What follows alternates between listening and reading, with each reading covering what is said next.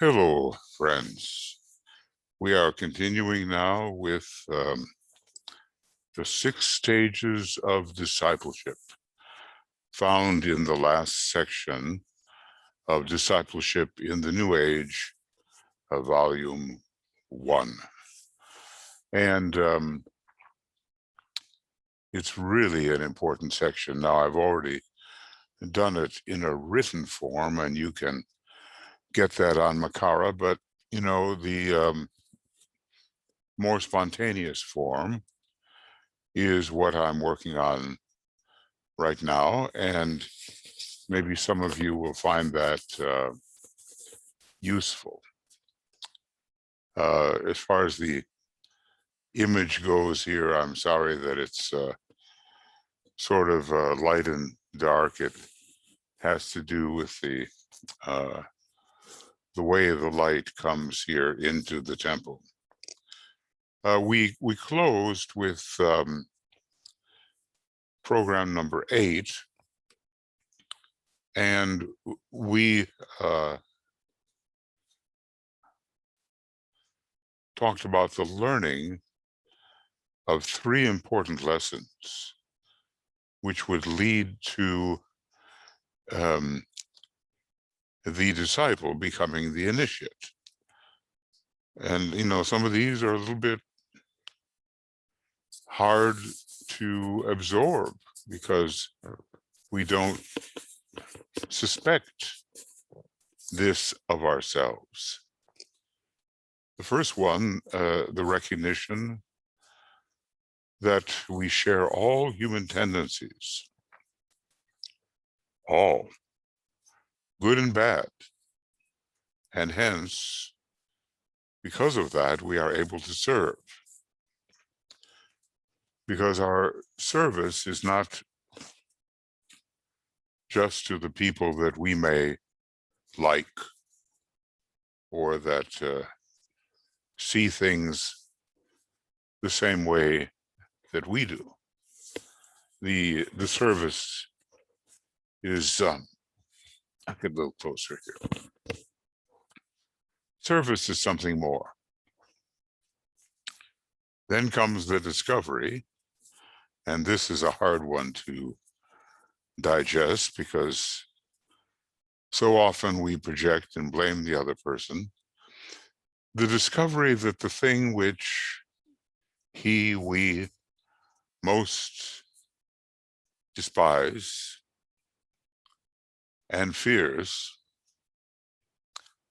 and fear is the thing which exists most strongly in him, but which is as yet unrecognized. It's something akin to the law of repulse. We are unconsciously repelling as if these traits were in other people, traits which are most strong and disagreeable within ourselves. So that can become an asset when we learn to fear nothing. You know, the Tibetan drops little hints here. He says, the disciple learns not just that he is in all things or can relate to all things. The disciple learns he is all things. Now, that's a profound occult achievement. And I've been trying to emphasize that in the Identify as Being group of courses.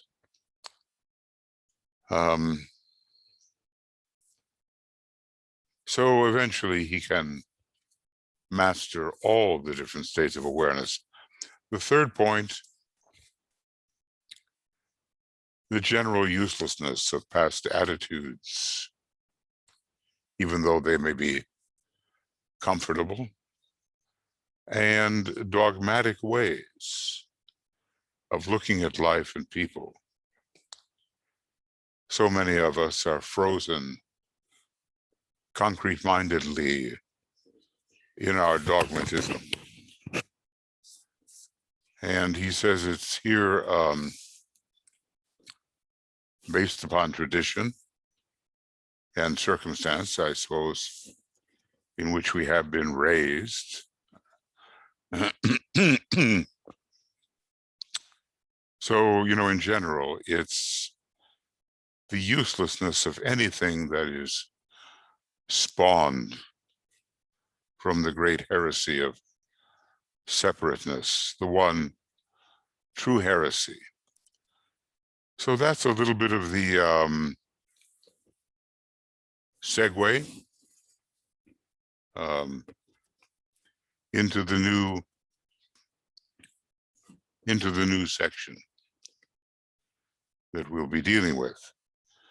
And DK sums it up by saying, well, when he, the disciple, the cognizant, perspicacious, self-seeing disciple has really learned these three things, he is initiate. It might be agreeable to us to say, well, we are all the good things in other people, but we are the bad too. The throne, has the feet of the dragon. So, our whole evolution has been based on some pretty violent arisings. And when the dinosaurs, first ray animals, by and large, were walking the earth, who is to say that their very rapacious first ray violent nature, at least for so many of them, was not also what we are. So, we become inclusive, ever more inclusive, and we learn how to include what is apparently the bad in terms of the plan, as well as the good. And that way we don't divide ourselves from others. So that was the end of program 8. Took place a little while ago, a few days ago. Like I say, I just wish my pace could be better, but I'm doing what I can in the condition I'm in. And intend to keep going as long as I can. Now, this is part 4. And basically, we're on page 709. This is the 5th of June, 21, program number 9, SXSD, 6 Stages of Discipleship, video commentary. We're going to learn so much here, even though we may have read it once, may have read it twice, more.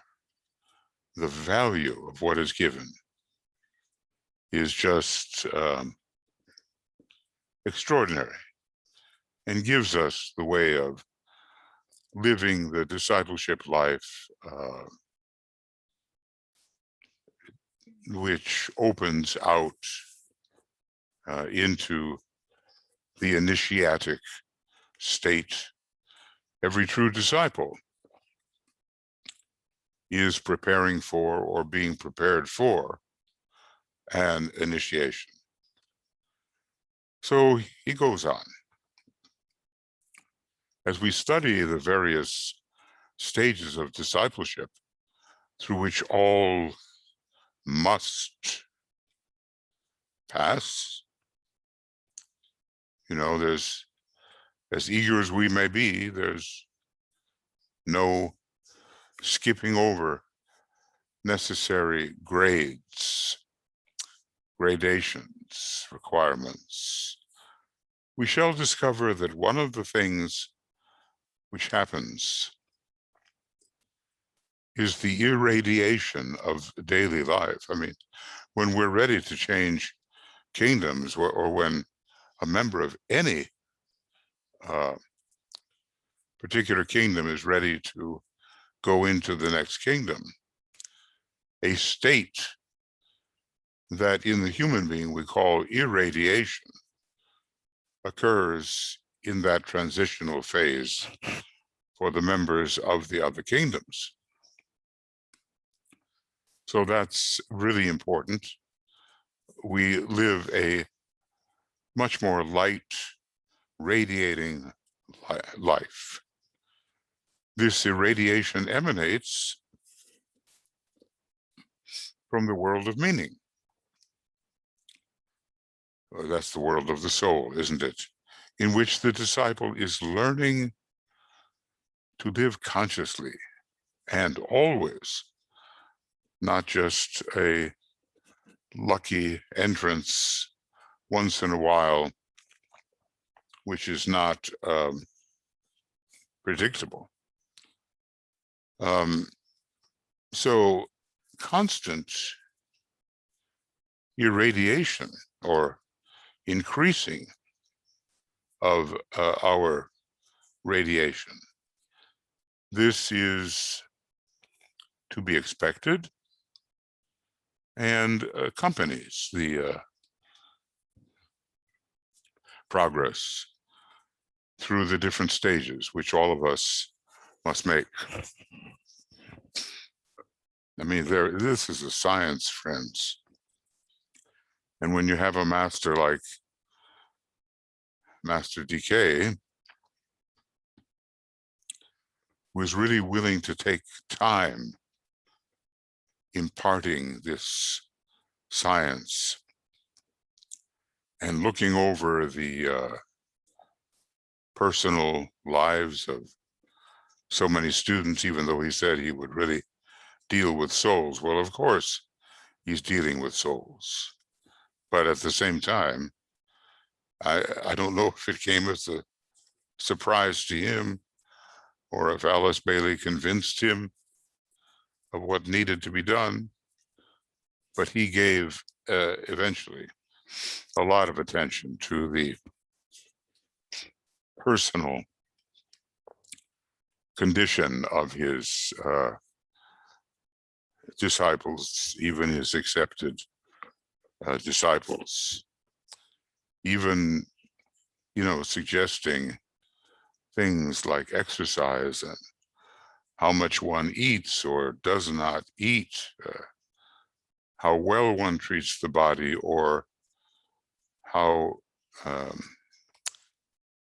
strictly in an unnecessary manner. So a man of great experience,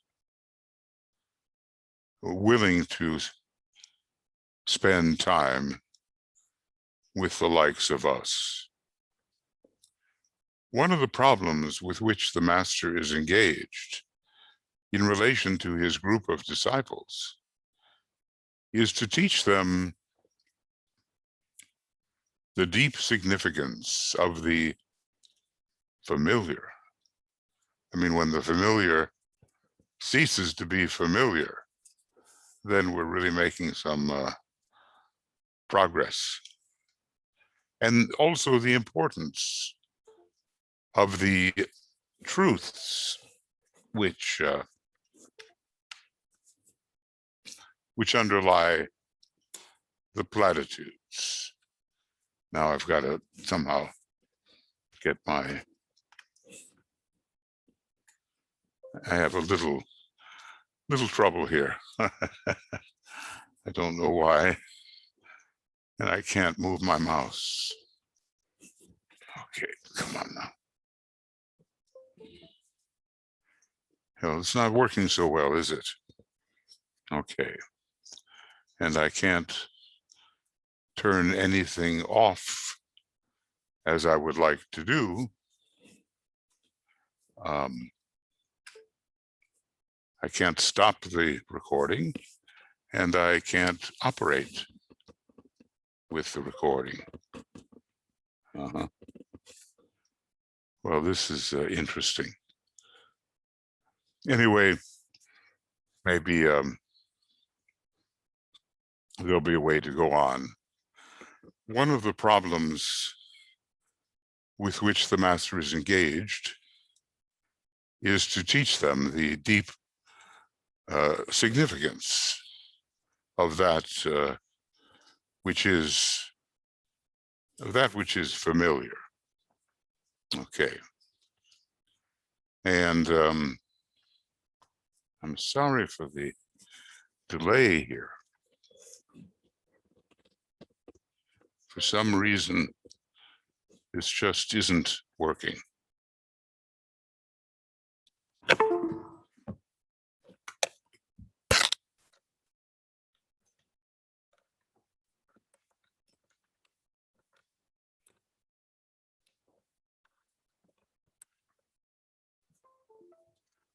Okay.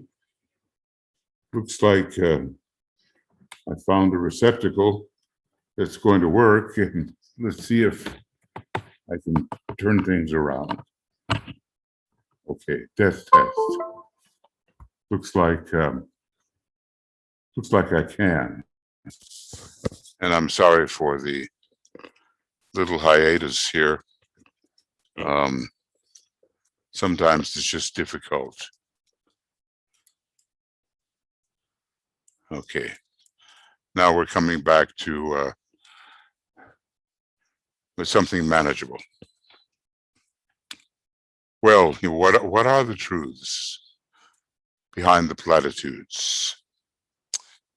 Because it's easy to spout platitudes, but to really sense the truth upon which they are based. I mean, when a platitude no longer becomes a platitude, but a true realization, not just something repeated because you've heard it so many times or it's convenient to repeat, but something more, a real realization, then we're into the realm of truth and soul knowledge. DK says this is perhaps the most difficult task of all, because the habitual reaction to the familiar and the need to do two things. Okay, so I'm going to see if this all works now, friends. I've decided on the somewhat informal approach here. If I try to be too formal and too perfect, this will never get out to you. So this is perhaps the most difficult task of all, because of the habitual reaction to the familiar, which is just to assume you know all about it when you don't. And the need to do two things. Prove that the familiar veils an important reality, and that by penetrating into the world of meaning, the world of the soul, remember, how shall we put it? The world of phenomena, the lower 18 subplanes, the world of meaning, the world of the soul, the world of significance, the world of the triad, the world of being, the monadic world, and the logoic plane is also a world of being, but a world of ultimate causes, with respect to the cosmic physical plane. Prove that the familiar veils an important reality. Prove it to yourself. And that by penetrating through much stillness and keen discernment. Remember, spiritual discernment being the quality that we encounter on the third subplane of the mental plane, third from above. That by penetrating into the world of meaning, the disciple discovers that he can enter into the first stage of preparation for accepted discipleship. So let's just say this must be done in most cases during the interval between the first and second initiations, because that, it seems, where the seems to be where the accepted disciple gains his status and is recognized by the master. Okay. Sometimes I don't know, whether to write out a bunch of stuff or whether you can kind of pick it up by the words that I say. Obviously, it goes along a little more rapidly if I can don't have to write out my conclusions. The first stage, which we must study, now he's going to get into the 6 stages and maybe even finally 7 stages, but it's a very, very different type of disciple that we encounter in the 6th and 7th stages. It's the initiate disciple, and even finally the status of master in this stage called the blending of the lights, which is the 7th stage. The first stage which we must study is that of little Chelaship. In dealing with this stage, as with all of them, I would remind you that I am approaching the subject from what the master has to do, and not from the angle of the disciple's work. He says there has been so much written on that subject from the angle of the disciple, and so many books put out on the subject, that familiarity with the theme, see, that's the problem, militates against true apprehension. We become quite satisfied with what we think we know when we haven't penetrated and we don't know much at all. The effort to understand has been focused upon the disciple and his problems of character and personality. And, DK did have to deal with that too. And in the beginning, he just said, look, I'm going to speak to you as souls and so forth. But when he discovered the condition, or further discovered it, in which his students found themselves, well, he had to do what was necessary. Sometimes you have plans, but you discover that the condition of those you seek to help requires something else, something that you may have considered to be a preliminary stage. So this is a preliminary stage. Now, so he's taking it from the point of view of the master, which obviously we would not know about unless he imparted it, because he is a master and we are not. We maybe know it much better from our own point of view, but our understanding will be enhanced if we understand what the master has to deal with. It will not be possible for me to indicate the work of the master in detail. I intend to show you as far as is possible, because not all details are possible, how a master prepares the probationer to step off or step from off the probationary path and onto the path of discipleship. Now, I think it might be said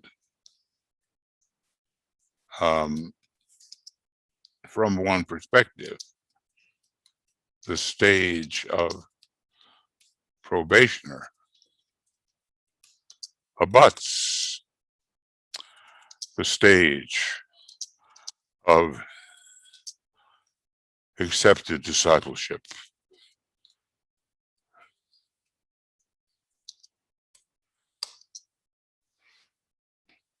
From another point of view, we might say that, well, the terminology is mutable, flexible. If we can say that every true aspirant has taken the first initiation, is that aspirant a disciple? Is that aspirant a first degree initiate? I think the goal here basically is to be established in a kind of probationary discipleship which seeks to fulfill the requirements of accepted discipleship. Some of Master DK's students did not do that, and they had to be, in a sense, dropped or excluded from the group. The group of the new esoteric seed group, which was a new experiment in, I think, 1939, 1940. So many of these people had, in the words of Master DK, reached their high watermark. So,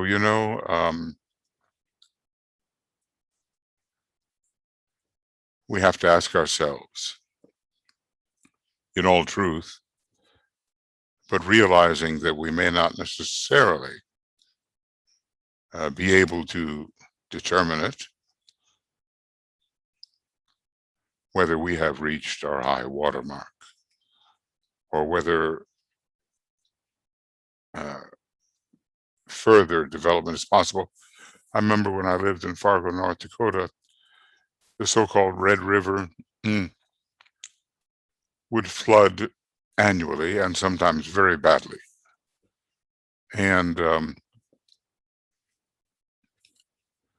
on some markers, which were like sort of bridges, or at least they were concrete sort of structures, various high water marks would be noted. written down, shown, and maybe the years of those marks. And then, of course, there would be, after the flood season, a subsiding of the water. And, it may be that way for human life. How far can we really go? Is it possible to go still further than we have gone? I suppose, it's always possible, but is it probable? Is it likely? Anyway, how does the master really prepare the aspiring probationary disciple to step onto the path of true discipleship, which here it looks like it's quite, I want a different color. It looks like accepted discipleship. At this point, I would like to point out that I shall be dealing with a period covering the stages of discipleship, from the first stage to that of the adept.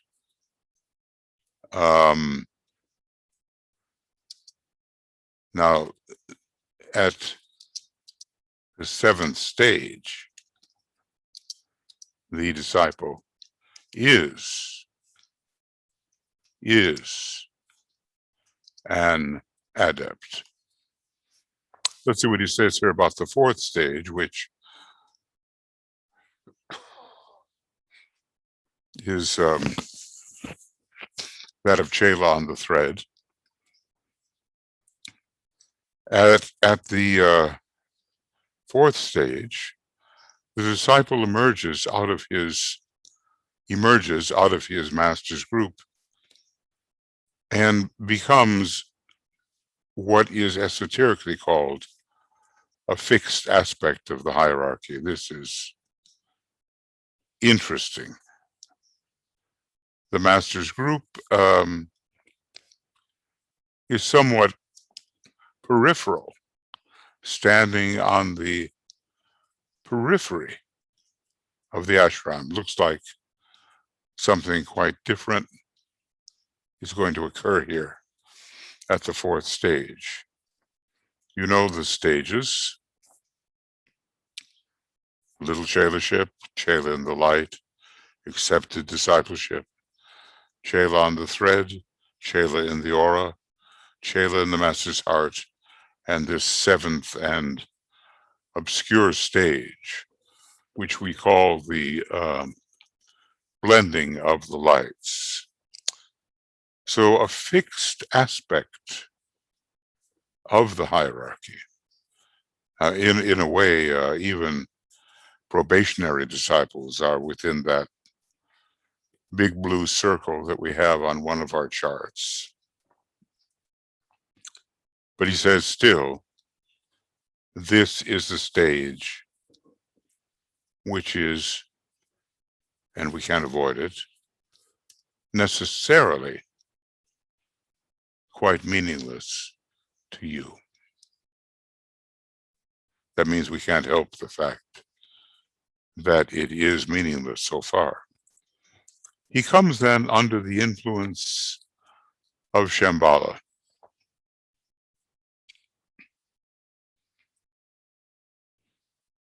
And the mode of preparing people for association with that first major center is very different from that of preparing them for participation in the work of the center we call the hierarchy. Okay, an important distinction here.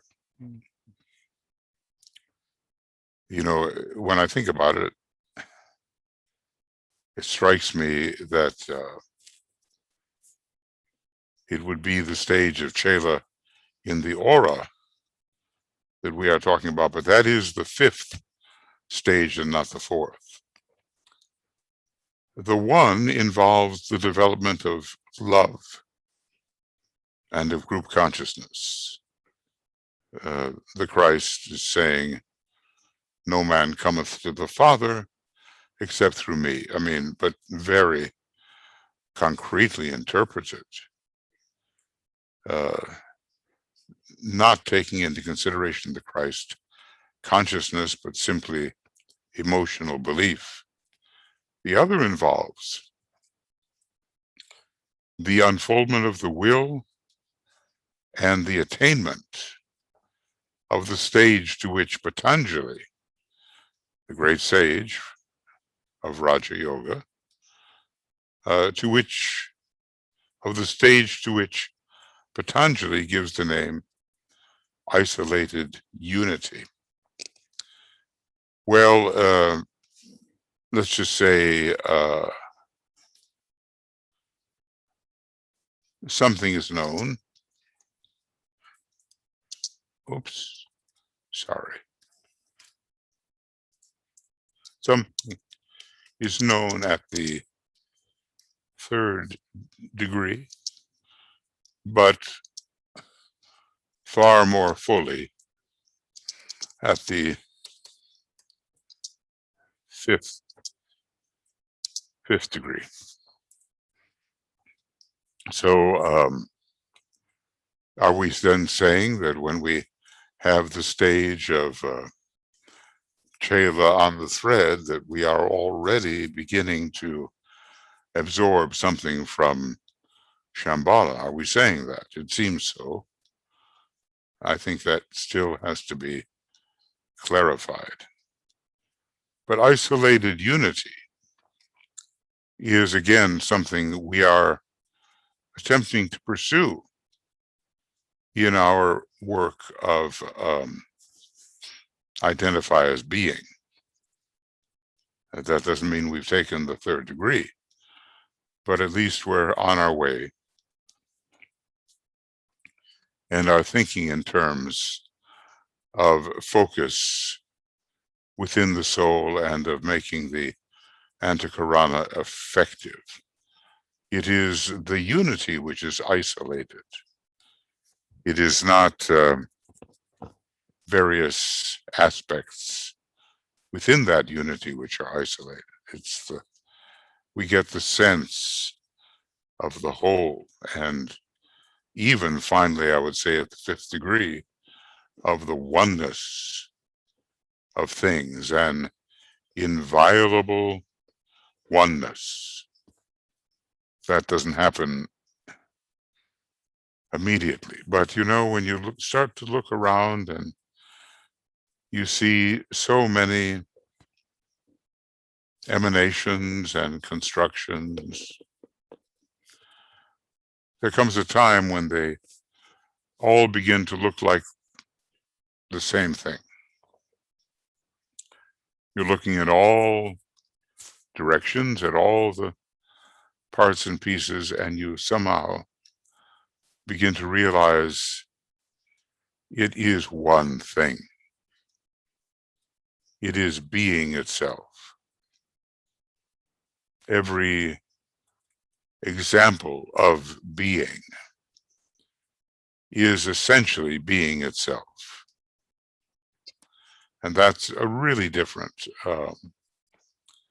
relationship to things, to the great jigsaw, we might say. Now, this isolated unity, he emphasizes it, and sometimes he says, well, it's not really the best, not really the best phrase. But here he says, this is a phrase which is quite meaningless to anyone below the degree of the third initiation.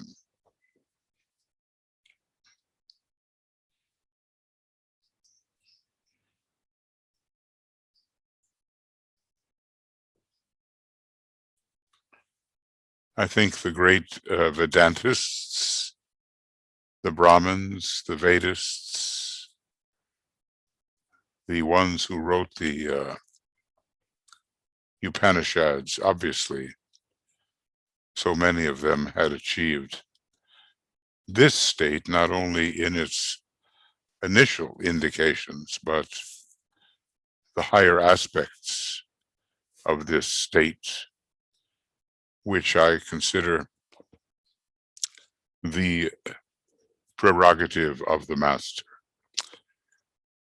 Okay, well, is it meaningless?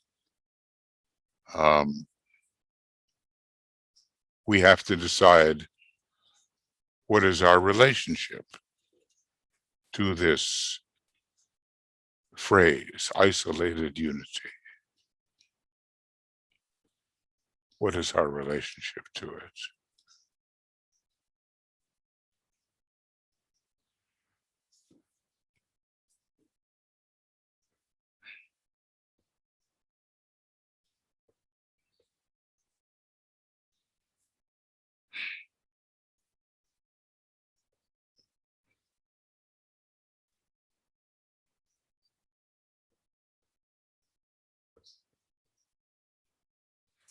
It would be a really significant attainment, even if just a little flicker could come to us. And maybe, it involves the heart center where the life aspect is said to be focused. And that life aspect is being.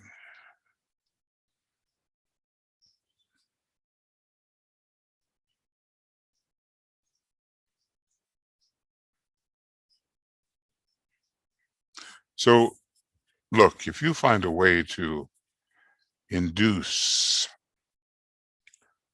this realization of oneness as being, I'm taking it even further than saying oneness in being, I'm saying oneness as being, use it as a point of reference. I do. There are certain visualizations that I use. They mean something to me. And I find that the ability to slip into oneness as being, even if in just the very preliminary stages, is enhanced by using those visualizations. And then, if I'm fortunate, on a good day, I can transfer the realization that I have using my specific visualizations to other visualizations and to other presences until I become the presence within the presence says. It's a really subtle thing that we are asked to do. And it's hard to describe in words, but it is doable. Obviously, all the masters who have a large measure of triadal consciousness and are perfecting that and entering somewhat into monadic awareness, they have done this. And what the human being has done, the human being can do. So in this discussion, says the Tibetan, I shall not be dealing with preparation for the various initiations and their specific differences.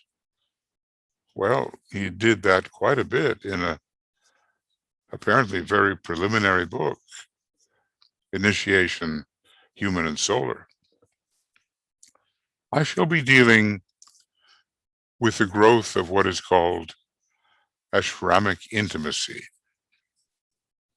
That's another one of those terms that we have to think very acutely concerning.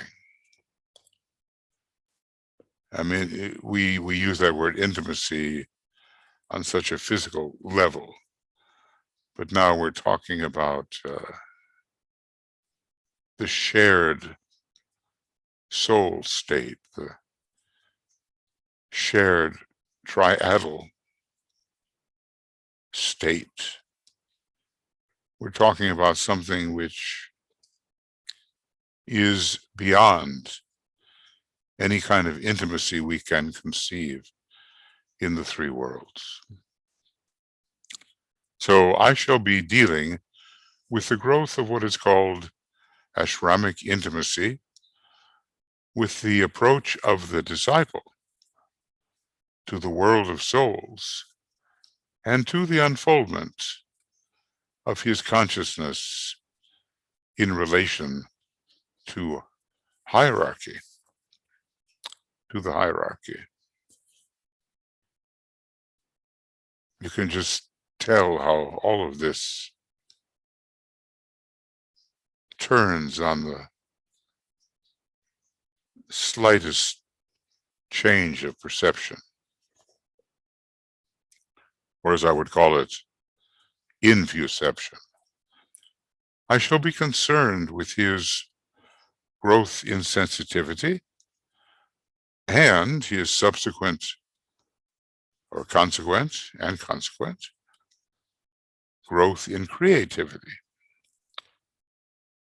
The two seem related here.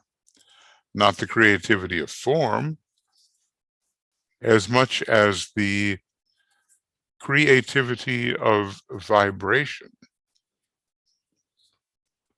Being able to select points of tension that are useful in certain circumstances and to apply them. The creativity of vibration, its impact upon the world of men, and the consequent later appearance of responsive organisms in contradistinction to created forms. Much to ponder there. He always is advising us to choose the organism over the organization. So let's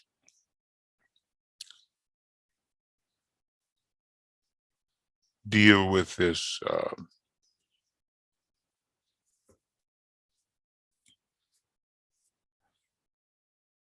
idea, ashramic intimacy.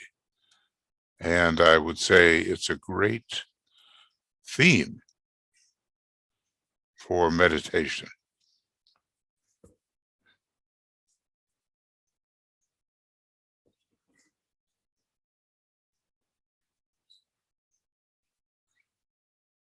It just turns on the slightest change of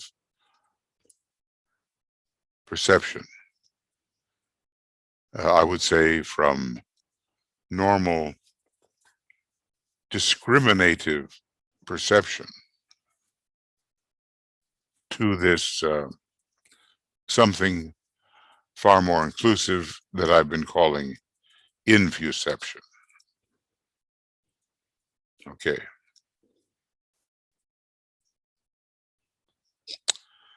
And yes, he is asking us, please reflect upon this thought.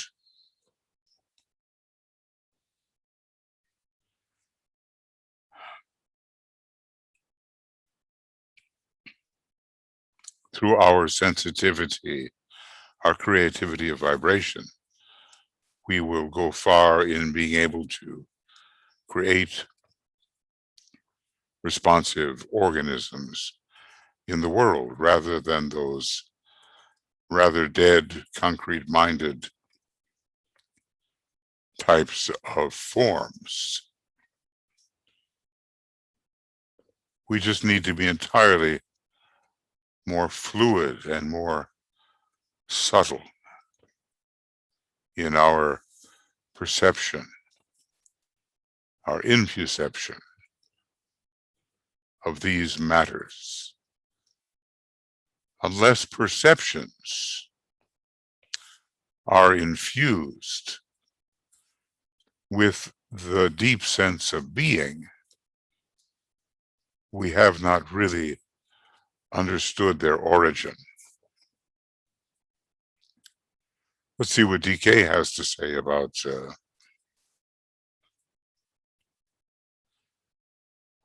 there's a lot here, of course, more than one normal size program. This growth in sensitivity is difficult to understand.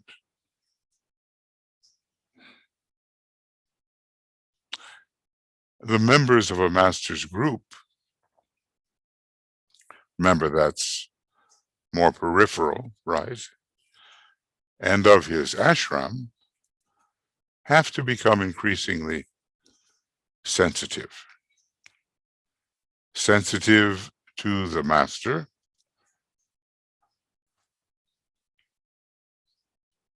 and to his pledged workers.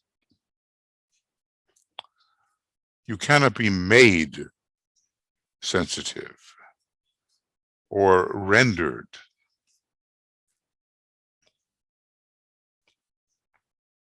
sensitive by some type of process or ordered training.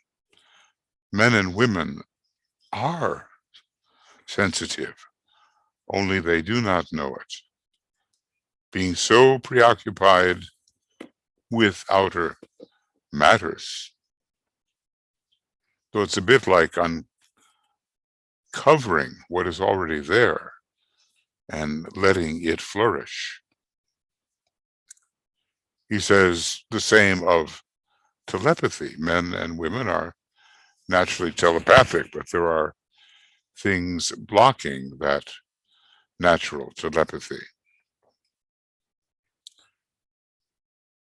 They're so preoccupied with outer matters, with form life and objective things. So a great deal of what he is trying to induce in us is really already there. If we could only rid ourselves, unveil, rid ourselves of the obstructions. We have to have that kind of confidence that we could rid ourselves of those obstructions. He goes on, let me put it this way. What you say to yourself and to others, through your spoken words or your life, is so noisy, that's discordant vibration, that it is not easy to be what you are and to be recognized as a spiritual being. So we cover ourselves with non-essentials. But I guess fortunately, right, the master is guided by what he knows of you in your quiet moments of aspiration, by what you have demonstrated for years to be your fixed life tendency, and by the manner in which you react at moments of crisis and tension. Fortunately, the Master has great discernment and is not misled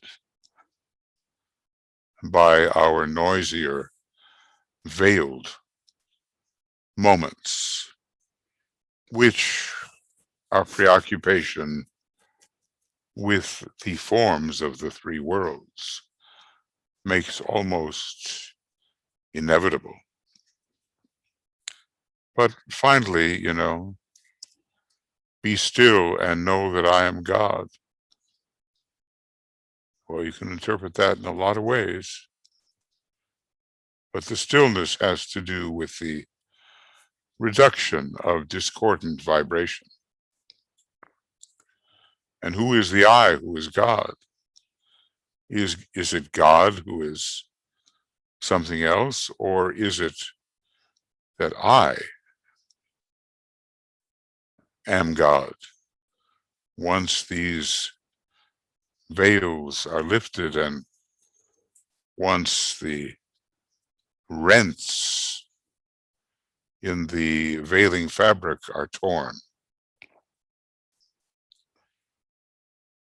So quiet aspiration, fixed life tendency, and maybe most difficult, the moments of crisis or tension. The task of the Master is to stimulate the disciple to be, at all times, what he, the Master, knows him to be at his highest times. That is a simple and almost childish way of putting it, but it serves to express the general idea. So remember, we're looking at what is the task of the Master as he works to make the probationary disciple the true disciple, and the true disciple the initiate, largely taking away the layers of obstruction. The task of the Master is to stimulate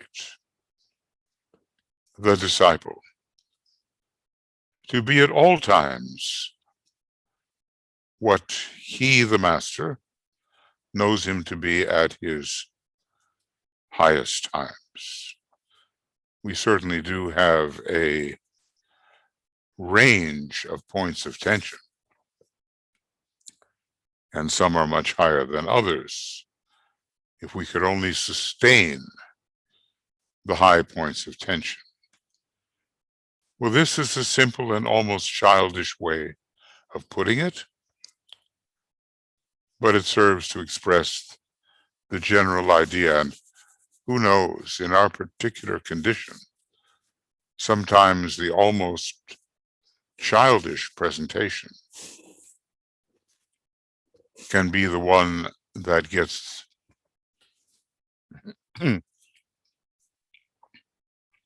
through to us and helps us understand. Why does the Master do this? The Master does this because the need of the world for decentralized, forward-looking, loving, and intelligent workers is so great, particularly at this time.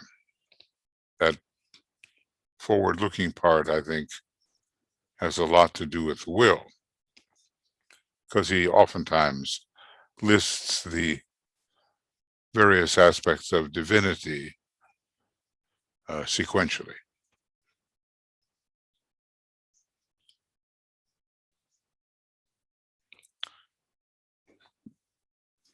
But of all things, let us not overestimate ourselves. Let us not be the beginners or fall into the trap that beginners fall into and become conceited, thinking too much of ourselves and of our status, and always comparing our status with those of others and with our own expectations.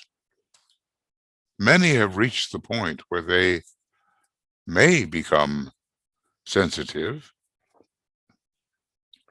if the loud assertions of personality are dimmed and the light of the soul is permitted to pour through. Now, this is such a Gemini. I recognize my other self, the personal self, I standing within the higher light, and in the waning of that lower self, in the waning of that self, I grow, I the soul, grow and glow. I recognize my other self, and in the waning of that self, I grow and glow. In the song I made about this, I used the word see instead of recognize. Recognize would be more accurate, and see was a word that was easier to use musically.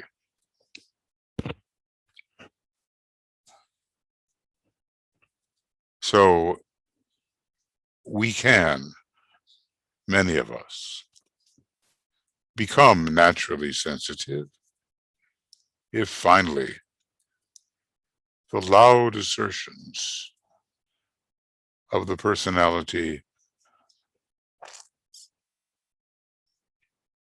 are dimmed.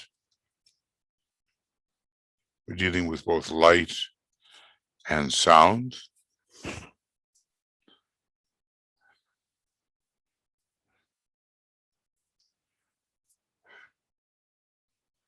And the light of the soul is permitted to pour through. It's there, ready to pour through. And we'll know when that happens. Just read the end of chapter 1 in a treatise on white magic, and you will see all of the various attempts which the angel of the presence basically uses to try to uplift its personality. You will see them and maybe recognize them in your life. Then the master can be known and contacted. When you can get away from yourselves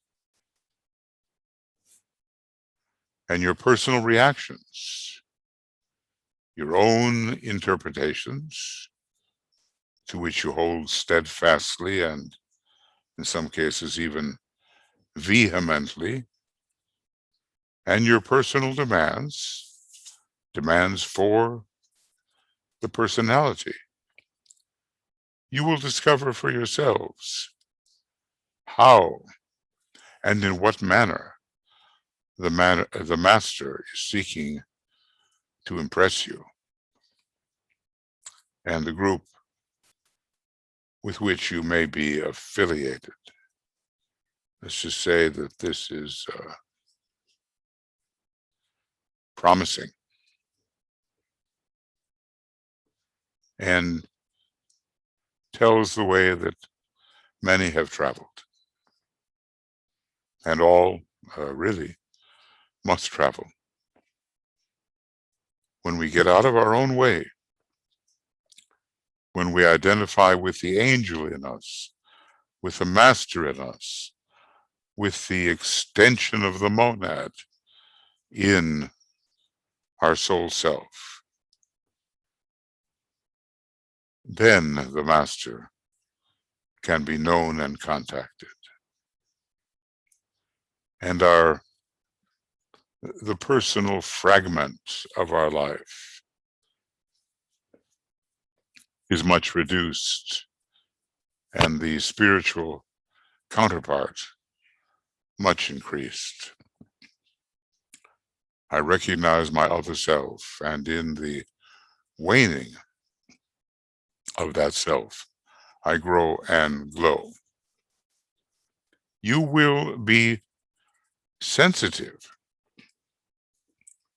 to that impression, to the master's impression, and you can then facilitate, as it is called, the activity of the master by a profound and deep interest in the esoteric life, to the exclusion of your own and also of the master's individuality. All the personal elements, the individual elements, begin to take a secondary position. There are many ways which can then be revealed, which will aid the interplay between you, the disciple, and the master.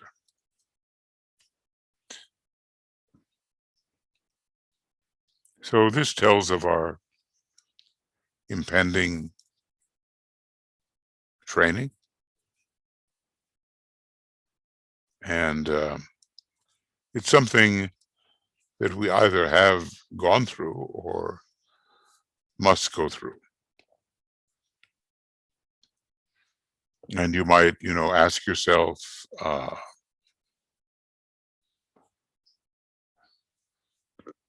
how much have I succeeded in this?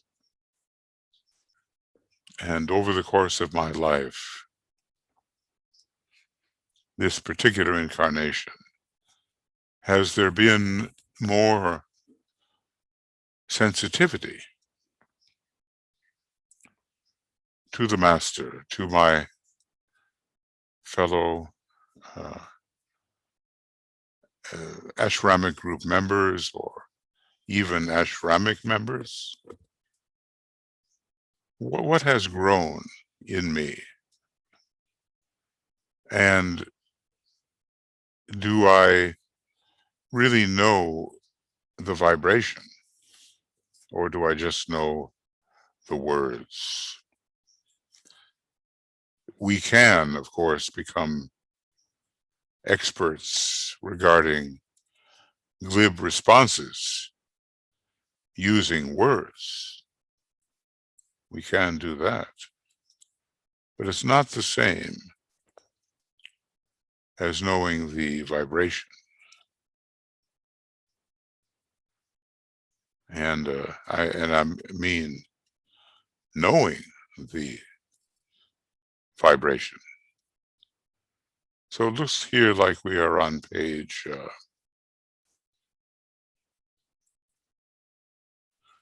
711. Just a little bit, that's all we've done, and I hope my delivery is not too devoid of breath, and so that nor too slow nor too fast. And I'll pick it up here as soon as I can with program number 10. I'll tell you, after years and years of studying this material, when I'm preparing it for you, I'm learning something all the time and absorbing what I did not absorb before. So this is end of 9, and we'll be starting with program 10, and we'll be starting on page 711. And it's difficult to know whether I would love to carry this on a little later today, if I could, or tonight. And reading it all, as if I'm reading it in a way for the first time, so that a new type of impression is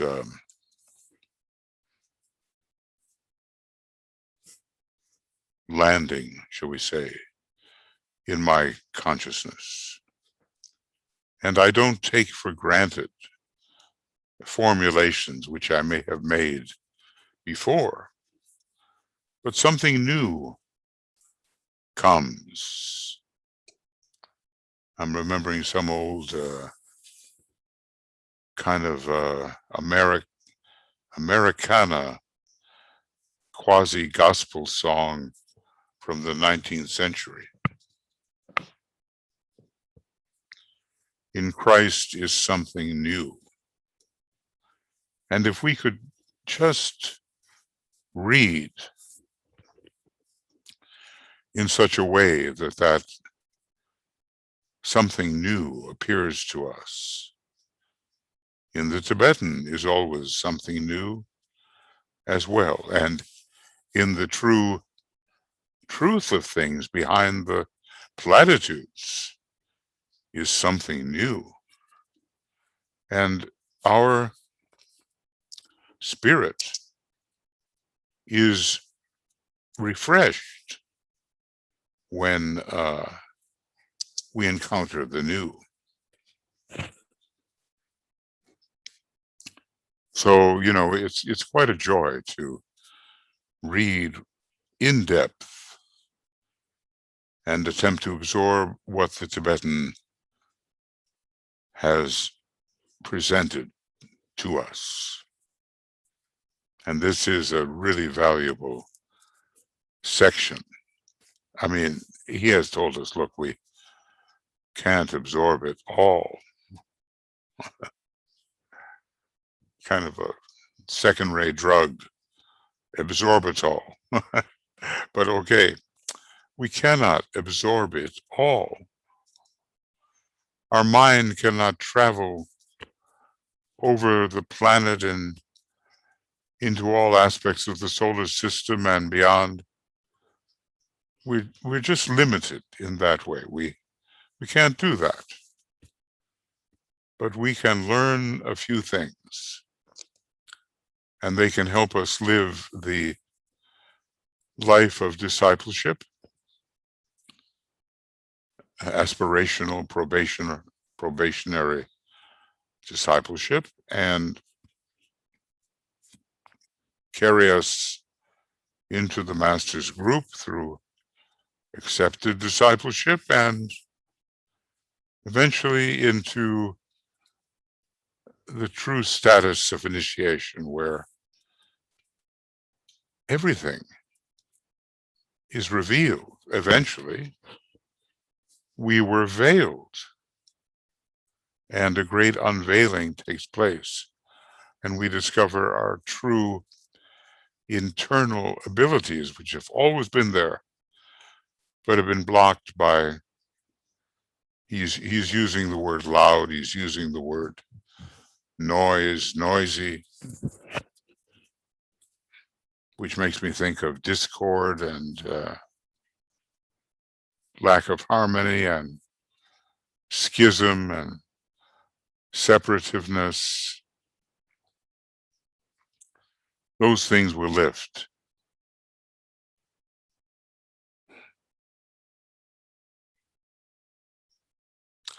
And then always and with consistency,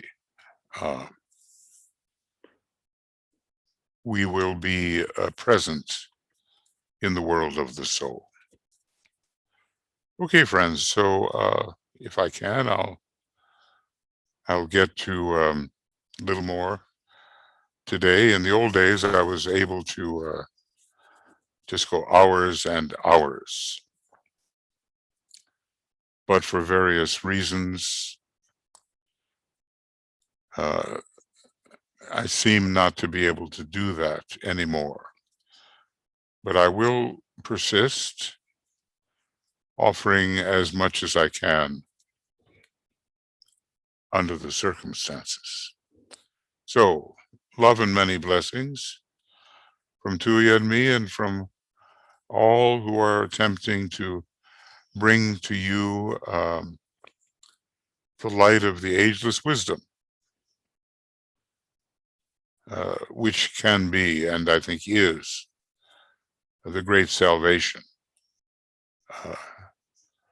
of humanity, will be proven to be a vital ingredient in the salvation of humanity.